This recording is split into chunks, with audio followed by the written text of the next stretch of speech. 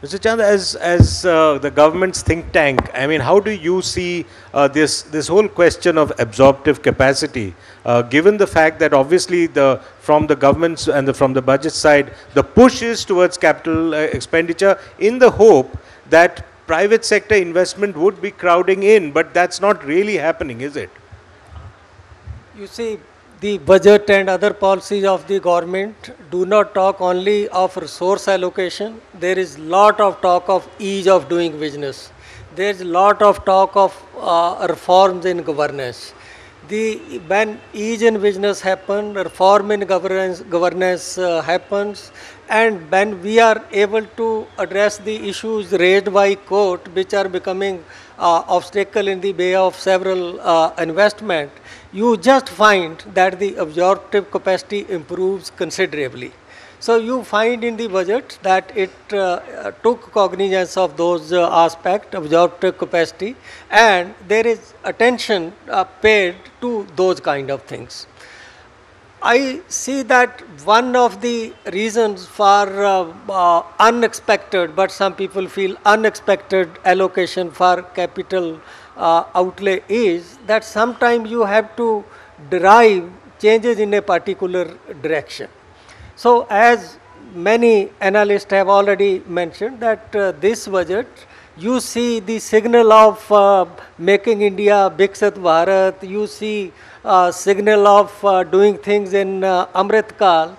So if we have those kind of transformational goals, then I think we have to just see to it that we do things in a somewhat different manners.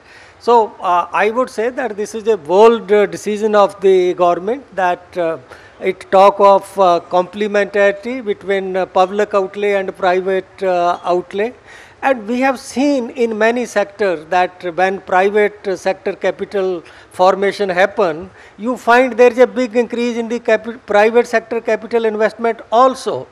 But the term crowd in is, I think, slightly new. Too optimistic. The literature talk about complementarity between two type of investment. No, Professor Anand, to take off from what Mr. Chand is saying, there is this whole thinking about, he doesn't like the word crowding in, but in a scenario where global headwinds are, global interest rates, global headwinds, inflationary tendencies, no real, industrialists are not really willing to cut large checks in terms of investments.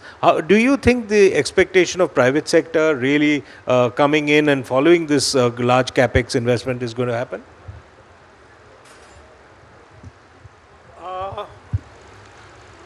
There are two types of effects which the infrastructure will have.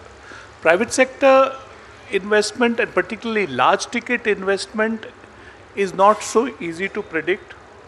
There are a number of elements which come into play. One of them is how do they perceive their own market and demand, what is the extent of overhang they have from the past, what is their own capacity to invest in terms of their own obligations and debt and all of those. So the large private sector, there are many issues which will need to be resolved.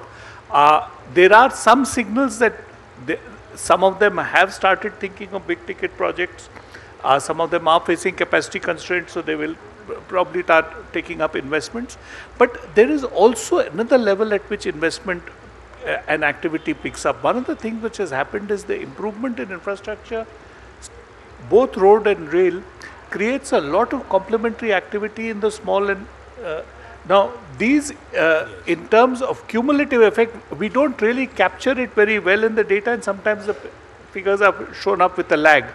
My sense is the effect will be much more in this segment because improved connectivity does increase economic activity, and a lot of small scale economic activity is likely to see a revival. The COVID shutdown had seen many of these people in trouble, but as the economy picks up, it's probably this area which you will see a lot of growth in. Shoma, let's talk a little bit about growth, the growth figures which have been recently put out, both by the IMF as well as by the government itself. Now, 6.5% baseline, what the economic survey talks about. Do you think that is possible in FY24, and why do you feel that way? Yeah, thank you. I think, see, 6.5% growth rate, I think this year the forecasts are actually widely varying. Some forecasts are below 6%, some are more than 6%, and as per the economic survey projections, the number is between 6 to 6.8%. So if I take the midpoint, it's around 6.4 to 6.5.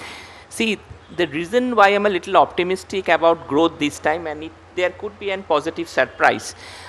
Difficult to say the exact numbers, but my sense is that next year there is a lot of factors which could be actually growth accretive. For example, I think the commodity price cycle has already, is going to turn better, is already turning better. Crude oil prices is going to turn better as the economy is, as the US economy is poised for a soft landing instead of a hard landing. And the third important thing is that Indian exports, I'll give you one data. Last year exports, and this basically is the most important point, exports and goods and services last year was around 670 billion, 420 billion exports and 250 services. This year till November, the goods and services exports are growing at 16% per year. So by that logic, it should be close to 800 billion this year. So the talks about an exports actually dragging down growth has been talked about, but as of now the data doesn't portend. And if you actually look into Indian export basket, you will see that a large part of Indian exports are now becoming business cycle agnostic. That means they are not moving in sync with what if the US economy is doing badly, they may not do badly. They may in fact do better. So that's the advantage of having a diversification. So having said all these things, and finally the important point is that in terms of the credit growth, we are saying we can discuss it if you have time. I think a large part of the credit growth is now being contributed by the MSE sector, the SME sector. Basically 10% of the overall credit growth is contributed by the MSME sector. So I think these are some of the factors which may be working under the carpet. Do you think this MSME credit growth, do you think it is essentially because of the kind of focused effort which has happened? Focused efforts the government has given in terms of the credit link guarantee scheme. The government has recently launched an initiative of the Uddam portal, which has been till date a resounding success at that, wants to bring all the MSME under one platform so that all the data is with the banks, and the banks, then everybody can give them the loan at fingertips. So I think these are some of the things the government has been doing very, strongly. My sense is that if these factors play out, I think we registered 28.5 crores unorganized workers on the e-Shrom portal within a span of 4 to 5 months. So that is the rate if we are looking into. I think these are positive things. Hopefully that could be growth accretive in the next fiscal.